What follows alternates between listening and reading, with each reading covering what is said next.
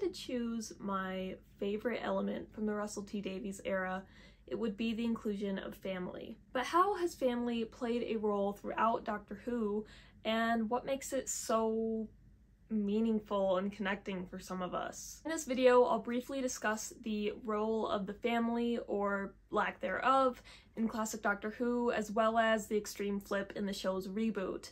I'll also be talking about how some of the elements of this family inclusion sort of permeate through the screen and into our own lives. But first, I do have a few quick disclaimers. First of all, canon, as you know, is very wibbly-wobbly in Doctor Who, and I will only be talking about the main TV shows and not any expanded universe media. I also need to give credit where credit is due. A large part of this video is inspired by Danny Nichols' paper, Doctor Who, Family and National Identity. If you like this video, or if you have your own deep connections with family and Doctor Who, you can leave a comment below, you can like the video, or subscribe to my channel. Nothing too fancy, but if you don't want to do that, that's completely alright too. Without further ado, let's get into why family matters in Doctor Who. The very first time we meet the Doctor, he's traveling with his granddaughter Susan, whose parents are unknown. However, the companions at the time, Ian and Barbara, do kind of act as surrogate parents in some cases. Beyond this, there are very few cases where family members are involved or even mentioned in classic Doctor Who. I guess you could say family has a small presence. Nichols suggests that this runs parallel to a common theme in children's media in the 1960s and beyond, in which, quote, "the disappearance of the parents was treated as a prerequisite to the attainment of adventure," unquote. Something which would have been very fitting for an audience which at the time was mostly children. If parents and family members are often seen as a restrictive, authoritative force, then it makes sense that the absence of them would signify the opposite: adventure, fun, rule-breaking, and freedom for young viewers. While the Doctor is considered to be the authoritative force in the TARDIS, they're a little bit lax in their position. I would say that they more closely resemble a favorite teacher or a fun babysitter rather than a mom or a grandfather in the case of the first Doctor. So basically, a big reason why family likely doesn't play a huge role in classic Doctor Who is because it has those ties to domestic life, rules, all those things that kids might not necessarily be in tune with.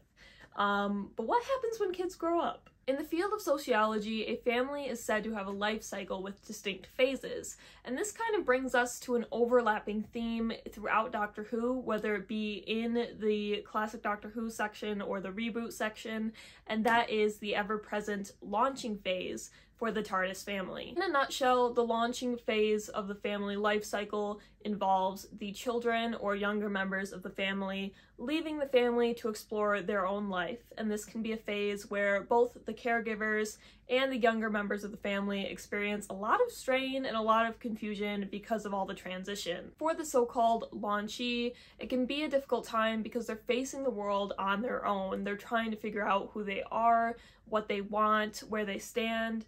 Adopting this concept in a fairly loose fashion, I kind of made a connection between the natural change in characters throughout Doctor Who and the concept of launching.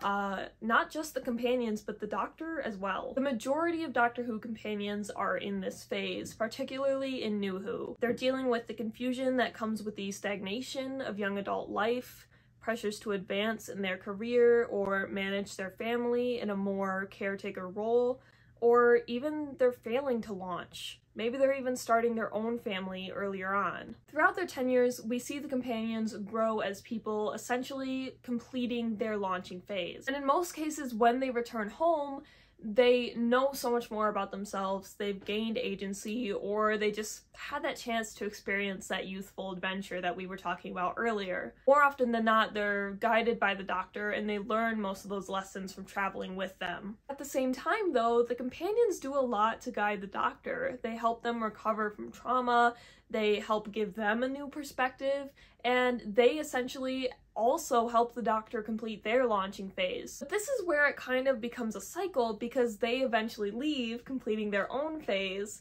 but in the same sense, they help kickstart a brand new launching phase for the Doctor, one that never quite seems to end. The Doctor's launching phase ends, they lose their family, they have to start brand new, find a new family, learn other lessons, lose their family, and then do that cycle over and over again for our viewing pleasure. In general, I think that this ongoing, seemingly never-ending dynamic is very attractive to a lot of us because young adulthood and that launching phase is one of the most confusing, isolating parts of our lives. Like I said, you're figuring out your own person.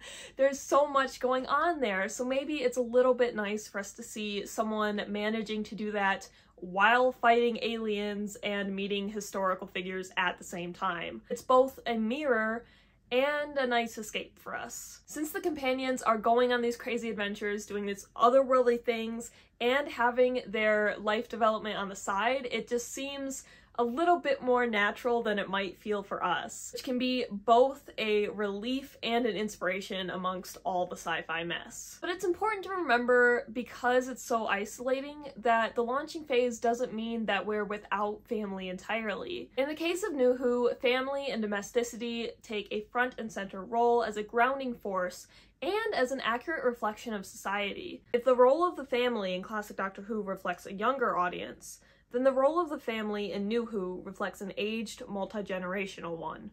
It's an age where the original young audience might now have their own family with young ones to introduce the show to. An age where television is becoming more and more of a staple in daily life.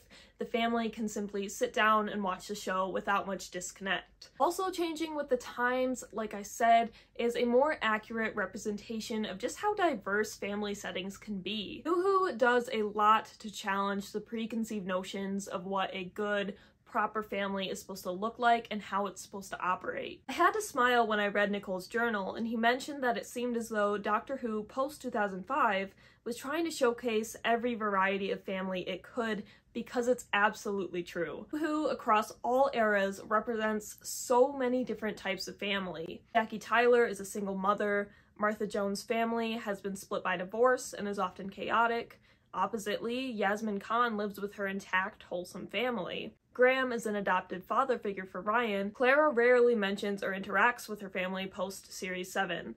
You get the picture. No matter what family looks like in Doctor Who, we can see it in a realistic light, where society's normal and abnormal can be either good or bad. Take Sylvia Noble, for example. She's a mother figure, so she might typically be portrayed as a caring, gentle force, and that might be seen as her proper role. But instead, she's rude to Donna, and she contributes to Donna's feelings of worthlessness and failing to launch. An example of how Doctor Who embraces family is summed up by Graham. Quote, "Family isn't just about DNA or a name, it's about what you do," unquote. I love this quote because while I am talking about family and its importance in our lives, it's important to address the many versions of it that we can experience. It can be a positive force, it can be a negative force, it can be all of these things, and sometimes people who are considered your biological family or your family in general, you might not want to associate with them as family. So I want to make it clear that when I talk about family across this video essay, I'm not just talking about mothers, fathers, or siblings. I'm talking about anybody that you consider to be family and the concept of domesticity in general. If traveling with the Doctor represents and aids in the launching phase, then returning home represents returning to domesticity and carrying on a phase which, unfortunately, none of us can ignore forever. Throughout a companion's tenure, there are plenty of literal and figurative callbacks to home. Companions contact their family, sometimes they wind up getting dragged across an adventure, or otherwise they're mentioned as being in danger quite often. All of this shows how family can challenge us, how domesticity might feel like it's trapping us, but it can also show how grounding and how supportive and how wonderful those two things can be. How we all yearn to escape an experience, how we launch and get to do so, how we may or may not naturally return to complete the next phase of the family life cycle, how we may take it all for granted until it's threatened or until it's gone. Doctor Who is a TV show where you can see impossible things and incredible potential pasts and futures. You certainly don't have to include family, domesticity, normalcy in those settings or scenarios, but when you do, I think it kind of just shows how special those things really are. Just how important and meaningful and impactful our everyday lives and relationships really are to us at the end of the day. How beautiful it all is, despite what else might be out there. But enough of the soppy stuff. How does family in Doctor Who impact all the sci-fi aspects? It was pretty easy for me to determine how it impacted my experience with Doctor Who. In fictional media, it's pretty common to see landmarks, big cities, or other recognizable things being under threat, or maybe even being destroyed. But if you focus even a little bit, you can easily separate those things from our reality. That's someone else's Big Ben getting destroyed. That's someone else's big city with relative recognition getting attacked. That's not ours. Usually we're not very attached to these things on a personal level. What most of us are attached to, though, is our families, our homes, and otherwise the people and things that are important to us. The inclusion of family and family life in important, intimate detail does a great deal to connect us to the universe of Doctor Who and the stakes and danger that it faces. If we see ourselves and our family in the story, then likewise we feel that danger on a more personal level. It's vulnerability and danger in a more psychological sense, whereas classic Doctor Who might have been more physical. It can feel like our desire to call our mothers while we're sitting at the edge of our world's destruction. It's our family being threatened. That's us. That's our story. Family matters to a lot of us, whether we're leaving it, returning home, or we're just exploring it in general. And when it matters in Doctor Who, it matters to us even more, and if the time is right, the story thrives.